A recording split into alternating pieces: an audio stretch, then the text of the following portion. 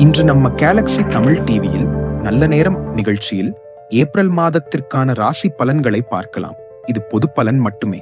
உங்கள் தனிப்பட்ட ஜாதகத்திற்கான பலன்களை தெரிந்து கொள்ள உங்கள் அருகிலுள்ள ஜோதிடரை அணுகி தெரிந்து கொள்ளுங்கள். சிம்மம்.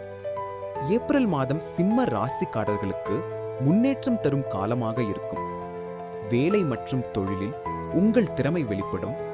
மேலதிகாரிகளின் பாராட்டு கிடைக்கும். பணவரவு உயரும் வாய்ப்பு உள்ளது. செலவுகளை கட்டுப்படுத்துவது நல்லது.